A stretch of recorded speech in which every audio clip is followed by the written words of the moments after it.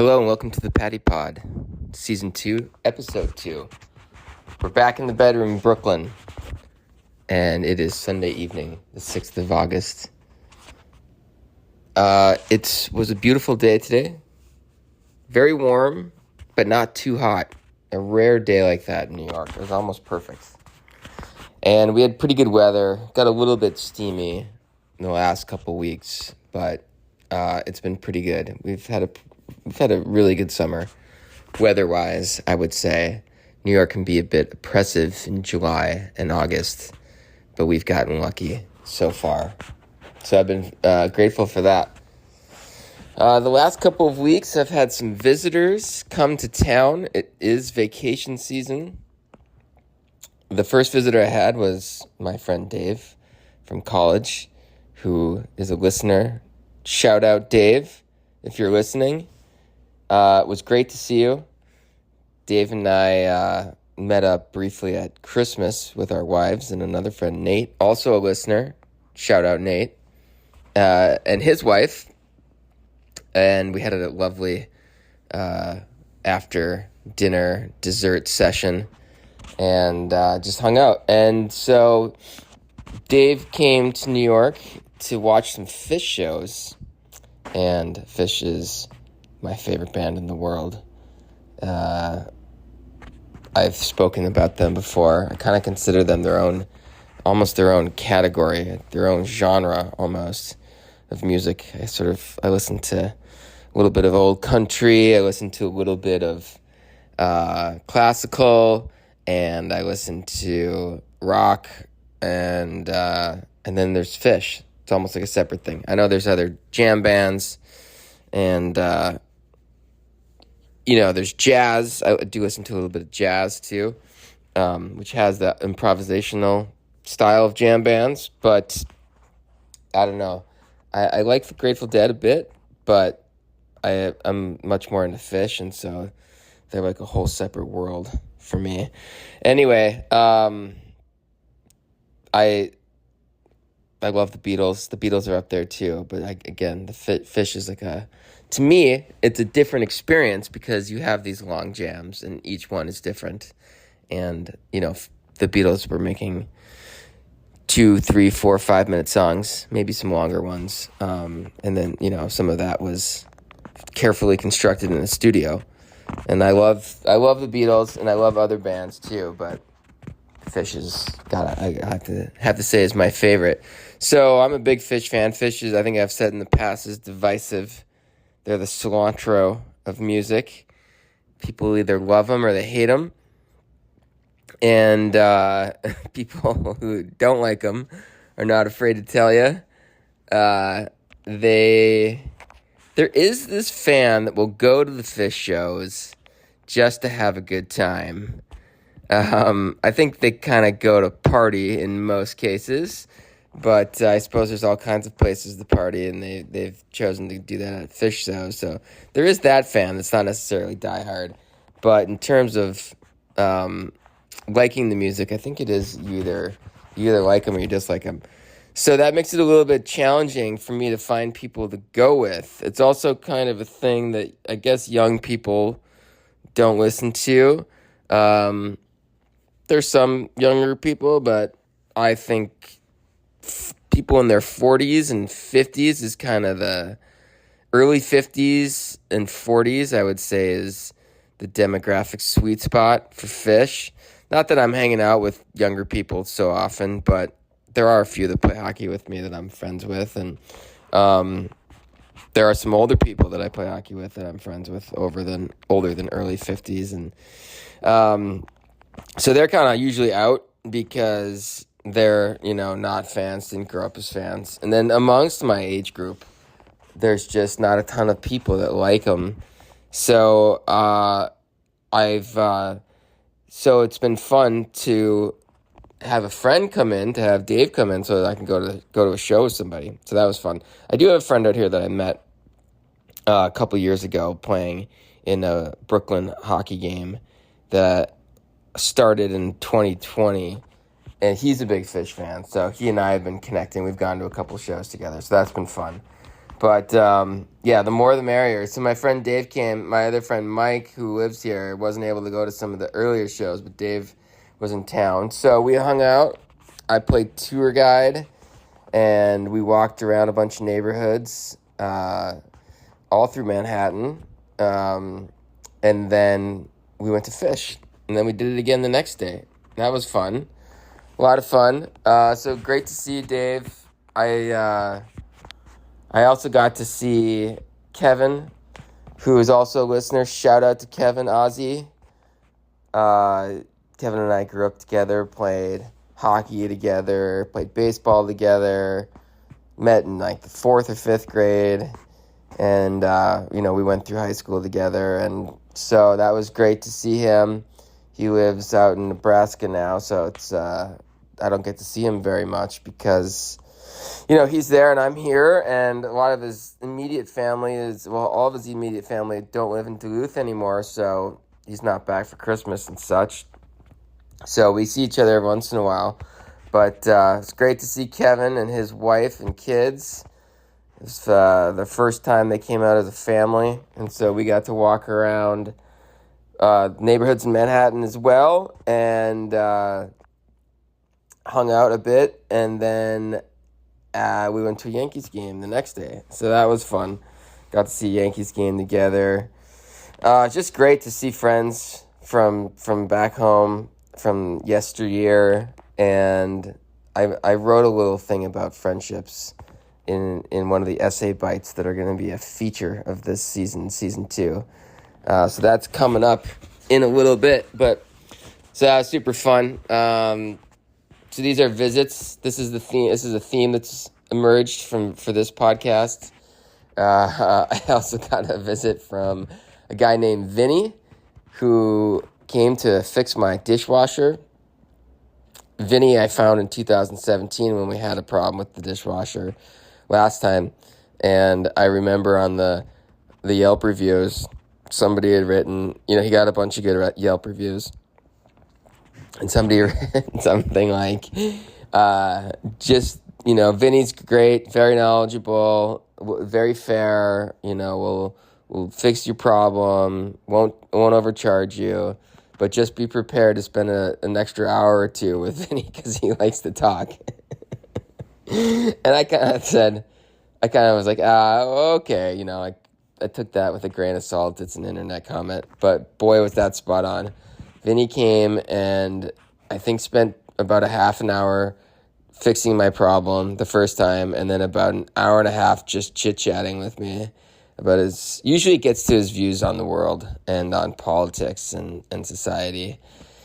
And so anyway, but I remember that he did a good job, and he didn't overcharge me, which is, key anywhere, I think, but I think especially in New York with kind of the dearth of good tradespeople. So I called Vinny again, and he came over, and Kate was working from home that day. And Vinny was this true to form, man. He fixed he didn't fix totally, but he got in, diagnosed the problem for it was a hose. The hose had deteriorated, basically the hose from I believe it's from the dishwasher to kind of the pipe that goes down the drain. And, then he spent another hour and a half talking to us. He made his way down to our living room from out of the kitchen. Kate had the laptop on the coffee table in front of her open. I had a laptop open. I was working on some writing. And he stood in front of us like he was giving a lecture in a lecture hall, and stood in our living room right in front of us and just proceeded to tell his views on society and on politics for 45 minutes to an hour.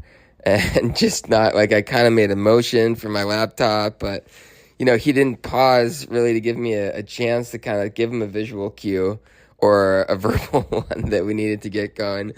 So anyway, there's part of me that loves it.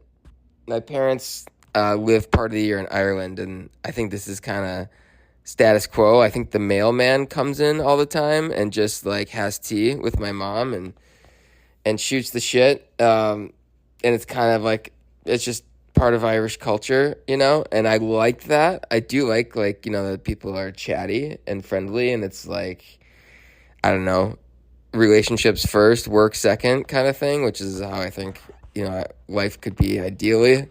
But for for Vinny, it's a little different because he's really kind of just lecturing, and he's passionate, and he sprinkles in plenty of F-bombs. He's not like raging and angry. It's kind of like, he's got this sort of what I've heard described as simpatico, this sort of New York, how you doing kind of thing, sort of this familiarity about everything. But yeah, it nevertheless is kind of a monologue about politics. So if we were chatting about other things, I think I wouldn't mind it so much. So anyway, that was the theme, visits from friends and Vinny. Vinny's coming back this week. I gotta kind of brace myself. We gotta find a part, and then I think he's gonna come back and fix it. So I'll keep everyone posted on how round 2 goes. So I was speaking about writing when Vinny was over. I think I mentioned this last week. I'm working through this program from the book called The Artist's Way, which is a creativity. It's a program about creativity and about unblocking yourself as a creative person. Essentially, there's a spiritual component too. It's sort of this idea that you're channeling the universe or God or whatever the higher power is that you think of through your creativity, that you were created, and that it's your nature rather, that you continue to create. And and a lot of it's just getting at, you do these exercises to kind of get at your inner censor and sort of talk back or subdue your inner censor, or overcome your inner censor, maybe is the best way to put it. So I've been doing that. Anyway, my mom had thought that one of the exercises was to go to new places and then write. You don't necessarily have to write about the place, but you're supposed to go someplace new and then write. That's not exactly what's in the program. They tell you to do what they call an artist date, which is where you go somewhere that you want to go once a week. Take your inner artist child out for some kind of a fun activity. I went to the beach one in the first week. This week I went to a street art museum in Manhattan, and I wrote afterwards. So that'll be in a later podcast. But for today, I'm going to read you this is the little essay bite corner of the podcast. So I'll read you the essay that came from a previous trip, a previous visit. Oh, I should say, so that's the artist date, is to do something like that. But I had started this practice of just going somewhere new and writing, and it seems like it's been helpful for me. So I'm going to continue to do it. And anyway, this is one of the essay bites that came from that. Today I had to decide, as I do whenever I have free time and want to go outside, which direction to go. To my west, it gets industrial, and to my east, the neighborhood gets a little bit rough. So often I choose between heading north or south. If I head north, I get to gentrified Brooklyn, with its brownstones, pretty shops, and quaint but busy streets. To the south, I get into the vast center and south of Brooklyn, with its mix of large suburban-style properties and block after block of row houses and apartment buildings. Far south are the big, broad beaches, the nicer of which are a major chore to reach by public transportation. These often are what call to me on a summer day. They are vast, with plenty of room to spread out. The sea breeze guarantees cooler weather than inland and nice foamy breakers. Despite growing up on the inland sea that is Lake Superior, these ocean elements are still somewhat exotic to me. Probably because of where I grew up and my nature, I crave nature. The beaches in Prospect Park are the best places to find it in Brooklyn. But I've been to the beach many times, and the exercise was to go to someplace new. Still, I decided to head south, as the beach, nature, called much more than the polished north today. I chose to visit a new coffee shop in a cheery middle-class neighborhood with little row houses and a lot of American flags. I was excited for my trip. I spent the morning doing teacher professional development, as I am doing this summer, and helpful though I found the talks on mindfulness and self-care, I was ready to leave work behind. I was also ready to have something to look forward to. I've been fighting second-guessing and future worrying at more moments than I would have wished to this summer. This writing has been a therapeutic antidote to that.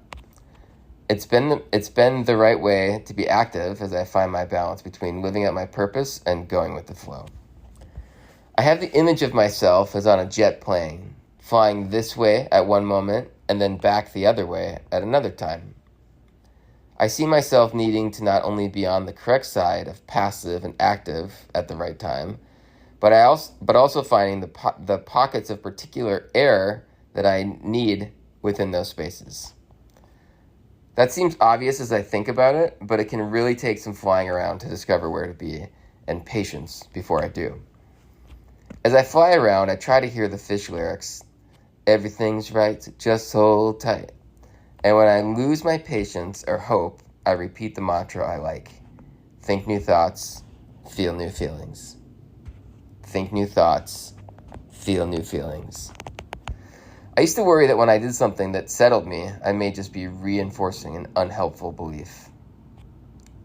I may have worried that I only settled down after writing because of some neurosis about productivity that need fixing. But I hear my intuition now, and it tells me I'm on course.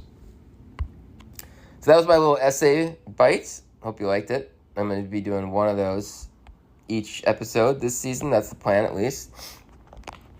This week I was also started thinking about contradictions, and I kind of had this idea that about how I used to kind of get stuck in contradictions all the time.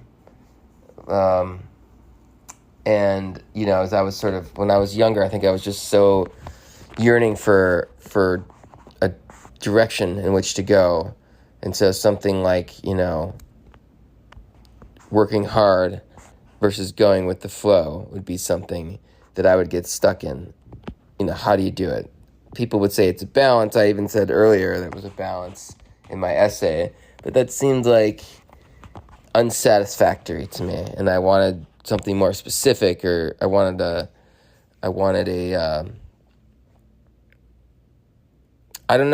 resolution, I guess, because it seemed like I would just get kind of stuck in the middle that wouldn't get me anywhere.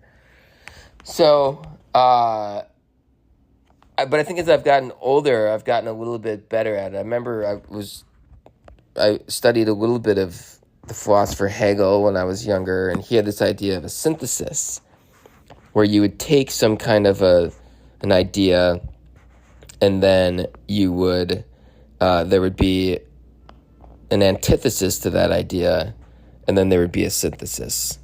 I think he described, don't quote me on this, but I think he described the sort of emerging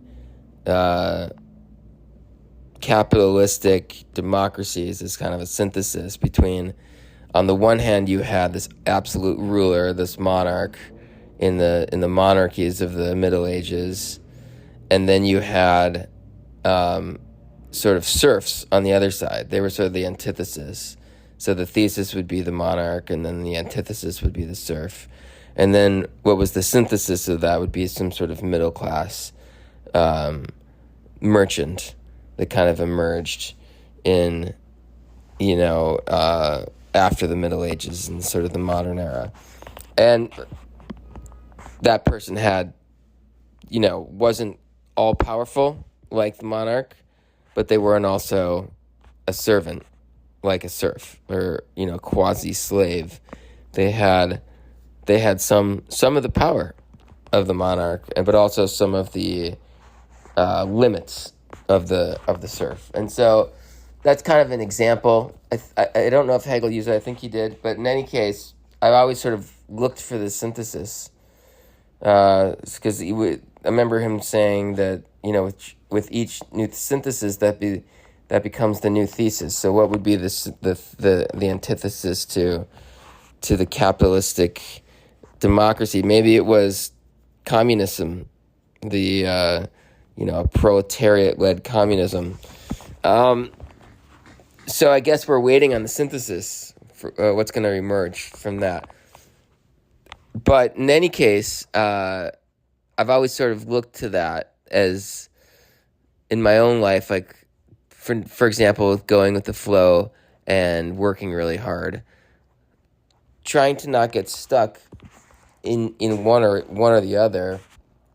And I've always thought that the best that even if I can't articulate a synthesis, sometimes it's just learning about what seems to work. And I think, some of the authors that I've read that I like will say that, for the example that I just gave about working hard and going with the flow, is that when you are doing something that you are really meant to do, or you really love to do, which is often the same thing, you will work hard and still be in the zone and go with the flow. And that's when your work is the best. It's like that idea of I said in the zone. Like, we used to hear that phrase a lot in the 90s about athletes. They would get into the zone where everything would just flow. I guess they call it flow state now. So anyway, that's a little bit about contradictions that I was thinking about, trying to find that kind of synthesis, even if it's not like a real formal analysis. Another example I had was I came across this Beatles song. I think it's called The Light Within, or The Inner Light. It's a George Harrison song, and it was a B-side to one of their singles. I can't remember which one. And I hadn't really come across it somehow. I'm a pretty big Beatles fan, and somehow I missed this one. And I'm just trying to pull it up so I can see what if I can find it. Yeah, it's called The Inner Light. It's a George Harrison song. Anyway, he sings lyrics. Oh, by the way, there's also a B-side called Rain by the Beatles. I think it was the B-side to the Paperback Writer single. Great. Both of these songs are excellent songs. And, they would be hits, maybe the biggest hits for another band. And so if you haven't checked them out, if you're a Beatles fan, I would check those out. Rain and The Inner Light. Both of them are on YouTube. So anyway, I was listening to The Inner Light, and he sings songs from the Tao Te Ching, which is the main text of Taoism, which is a favorite of mine. I especially like commentaries on Taoism. If you're interested, there's a podcast called What's This Tao All About? And it's like a writer, or I think the man maybe works in advertising. He's kind of the lay person, and he interviews this professor who's like really, steeped in Taoism, and is also kind of a funny and friendly guy. And they have, they just go through the different, I think they go chapter by chapter and discuss it, and it's a very approachable way. What's this Tao all about? If you search that on Apple Podcasts and probably many other podcast services, you can get it if you're interested. That helped really contextualize it, because the text sometimes can be a little confusing, and it's translated, and it was written, I think before the Common Era, before the birth of Jesus. So it can be, things get lost with that kind of a difference in time and language. So anyway, podcasts like that, commentaries like that, really helped me get the context. So he sings in this song the lyrics, without leaving my door, I can know all the things on earth without looking out of my window. I can know the ways of heaven. The farther one travels, the less one knows. The less one really knows.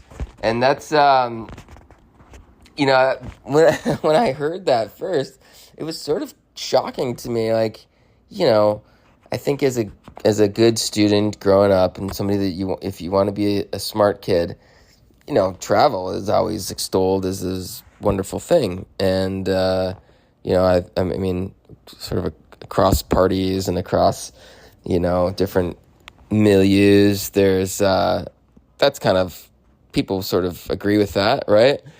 Go see things, go learn stuff, and I agree with it. But when I heard this in this text, first of all, I love hearing things like that I've never heard before, especially like as a wisdom text. But I kind of thought about it, and what he's saying is you have everything you need inside of you, which I agree with.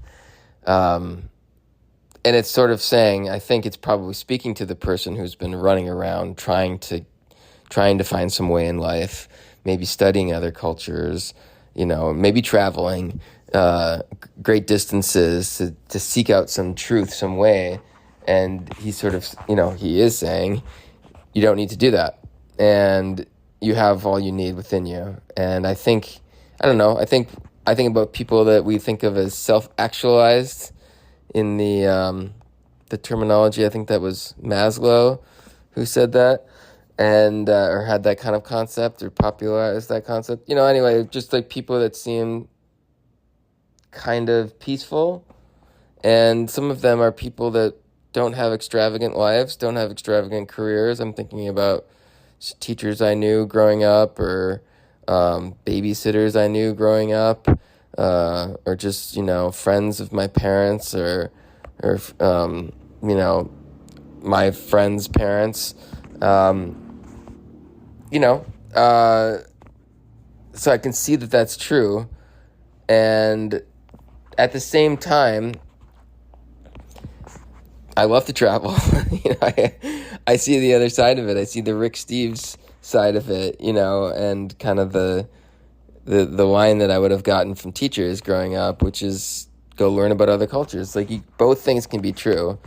You can be in real ways, obviously, like formally logically true, but in really specific ways, it can be true. You can learn things, you can see things, you can refreshen your kind of world of ideas, or your this author that I'm reading in this book called The Artist's Way.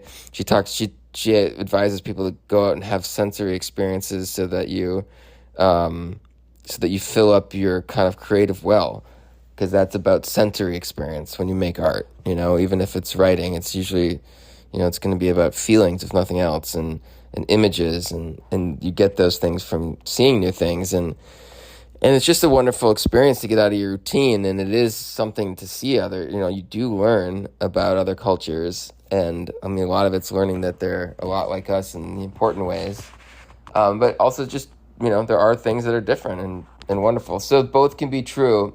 I think if you do it, but you don't look for your inner peace from it, that's a way that both those things can be true, and that's a way to work through the contradiction. At least for myself, that's been helpful. Just to briefly segue, speaking of The Artist's Way, that book and that kind of idea, to go out there and have new experiences to fill up your sort of sensory well, or your creative well. There was a quote on the margin in that section that I was reading about it from Oscar Wilde, where he said something along the lines of, the true mystery is not the invisible, it's the visible. And that was another kind of like, I'd never heard that before, just like I'd never heard you don't need to travel. And I read that, and I love those moments when I'm like, it sounds kind of contradictory to the overall message, which, this book has got this big spiritual component about it. And you don't, like, in spiritual texts and spiritual conversations, it's always about the invisible, this thing. You got to trust the invisible and feel the invisible and all this stuff, which is true.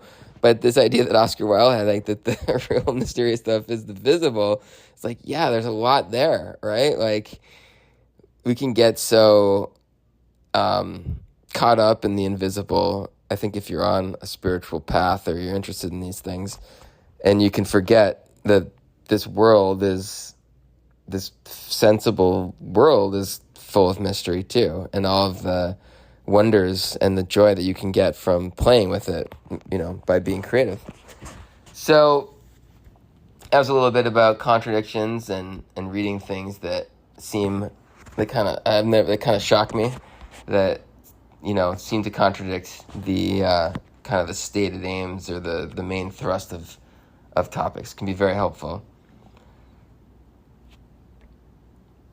I was talking a couple weeks ago about a life coach. I was talking about somebody in my hometown with my mom. She told me that they're a life coach. And, I'm totally into spirituality, and I try to share things that are helpful for me. So maybe I'm trying to be an amateur life coach. I don't know. But I just thought, boy, what a title that is. Life coach. It's like, you talk to some guy and you're like, oh, what do you do? Oh, I coach baseball. Oh, yeah, what kind of things do you do? Well, we work on fielding and bunting and throwing and hitting, of course, and catching. There's basketball. We work on ball handling and shooting and whatever. Someone else might say I don't coach. I teach flute. We work on intonation and ear training and breath control and rhythm and pitch. Anyway, and then it's like, well, I'm a life coach. I teach how to be a human. I teach everything. Yep, everything. So it's just like, it sort of presumes a kind of mastery, I guess. God bless you.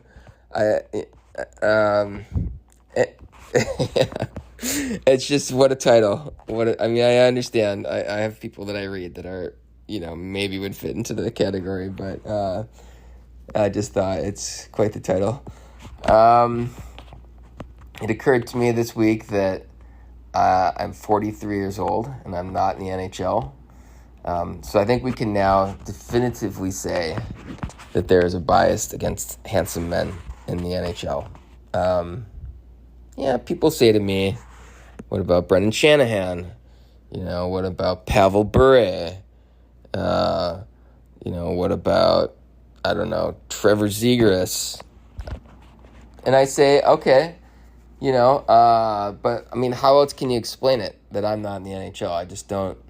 I don't understand. Every once in a while, some whack job will say something to me like, you're not fast enough, your shot's not that good, your stick handling's not good enough, your agility is not good enough, your hockey IQ is not good enough, and you're kind of weak, but that's whack jobs for you. I guess they're everywhere. I guess they pop up in every corner of society these days. So, I was thinking, if you're a top hockey player like me, you got to do two things. First, ask yourself if you've played in the NHL. And if the answer is no, just take a look in the mirror. Therein may lie the problem. I think I'll probably follow up with listeners of this pod, and I'll start gathering the hard evidence. And so if there's any attorneys listening and you're looking for a slam dunk case, let's you know where to reach me. I made it to the park today. I saw an older guy, a middle-aged guy in black dad jeans, middle-aged black guy rather, in dad jeans and a dad polo. He had a little solar panel set up, and it had a cord coming out of it, but I couldn't see what the cord went to, it kind of trailed off into the woods. And I don't know, for whatever reason, he went kind of back into the woods. And for whatever reason, it just got me thinking about the metal detector guys. Now, I'm totally a whatever floats your boat kind of guy, but I've never really understood the metal detector guys. I mean, what do you look for? I feel like the answer is definitely going to be rare coins or something like that. Pretty sure it's going to be rare coins. And I can, sort of understand why somebody would want that. Obviously, there's the financial thing, but mustn't you have to sort through piles and piles of metal junk? I mean, I can't imagine how many screws and tacks and pieces of tinfoil you must have to bend over and examine before finding, some, some no P dime or whatever's a big find. So never understood that one. It's always baffled me. Maybe it's the joy of the search, must be. Anyway, I looked back at my man. I saw him adjusting. He was moving around the little solar panel, and he was adjusting it. And I don't know, as he was moving around thing, I was just like, I like the cut of this guy's jib. I talked about the cut of the jib last season. And as he kind of walked away, I thought, well, whatever he's doing, I'm cool with it, man. I mean, that's just how cut of the jib works for me. Once I like the cut of your jib, you can do something that seems very bizarre, and I'm all for it. I also, when I was looking in that direction, I saw this other group. There's like 4 people, white folks in their early 30s, maybe mid 30s. And there's this one guy in like a checkered shirt, and he had on one of those sun hats, kind of like a synthetic sun hat, and kind of like you'd see for camping, I guess. Definitely not like a fashion thing, not like you'd see in Rome or something like that. This is a guy that's off camping with his family. Anyway, I'm sure he was a nice guy, and I know nice guys that wear hats like that. But when I saw him, all I could do was wonder what would he mansplain to me. And the first thoughts that came to my mind was like, it's going to be something with history or maybe birding. And I was sure, though, at some point that he would derisively point out that the United States and similar countries are republics, not democracies. He's the kind of guy that would, if you wear that hat, I think you're going to make that point at some point.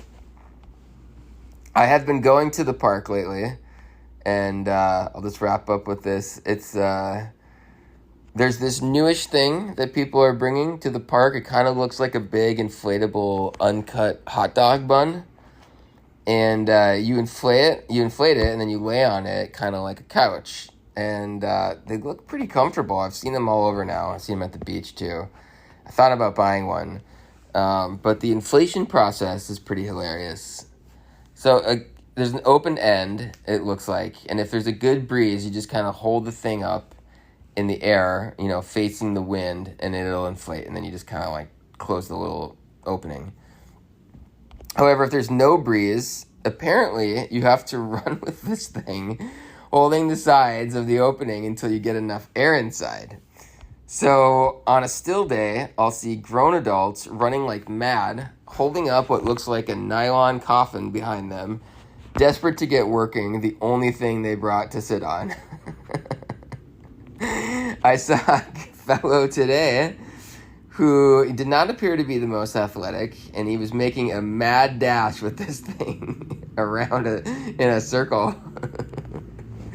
And he kind of looked like a serious artist with, he had kind of longish dark hair, and he had these dark long pants on, and he had a mustache. And there he was, running like a 5-year-old on the playground with his bright blue hot dog bun trailing off to his side. All right, so that's it for this week. I hope you guys are well. Peace and love.